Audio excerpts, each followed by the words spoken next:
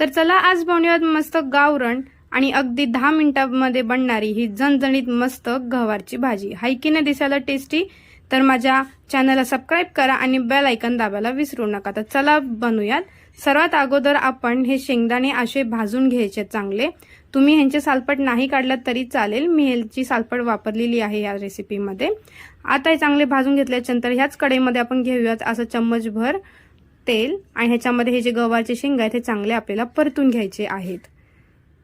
हे अशा प्रकारे परतून घ्या, मस्त चांगलं ना ह्याला चट्टे येईपर्यंत आपल्याला परतून घ्यायचे। तर बघा अशी परतून घेतलेली आहे मी इकडे गवार। ही जी रेसिपी आहे ना खूप पटकन बनते आणि लहान मुलांना पण खूप आवडते। तर आता आपण मिक्सरच्या जारमध्ये घेऊयात हे शेंगदाणे भाजलेले आणि मग आपण ह्याच्यामध्ये घेणार आहोत लसूण। लसूण हे तुरकटपणा जातो। घेऊयात कोथिंबीर, जास्त घ्या कोथिंबीर। आता इथं मी टाकलेला आहे कांदा लसूण मसाला। इथं मी टाकले 2-3 चम्मच टाकले, तुम्ही तुमच्या तिखटनुसार टाकू शकता।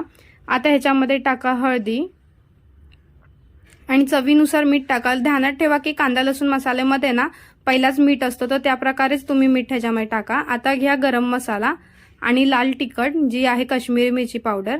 आता करा तिचं मिक्सचर आणि इकडे घ्या आता तेल फोडणीसाठी। फोडणीमध्ये टाका कढीपत्ता आणि टाका मोहरी आणि मोहरी चांगली कडकली की टाका ह्याच्यामध्ये जिरं आणि आता जे वाटलेलं वाटण आहे बघा अशा प्रकारे मी दरदर वाटून घेतलं जरासं पाणी टाकून। तर आता हे आपण टाकूयात ह्याच्यामध्ये आणि चांगलं ह्या तेलामध्ये ह्याला चांगलं परतून घेऊयात ह्याचं तेल सुटेपर्यंत। तर बघा अशा प्रकारे हे जे मी वाटलेलं मसाला कसं चांगलं तेल सुटलेलं, तर तुम्ही अशाच प्रकारेच बनवा, मसाल्याला करपू देऊ नका। आता ह्याच्यामध्ये टाका पाणी। पाणी तुम्ही तुमच्या आवडीनुसार टाकू शकता की तुम्हाला किती त्याचा रस्सा हवाय ते। आता टाका हे घाटी काळा मसाला, मी 1 चम्मच टाकलेला आहे।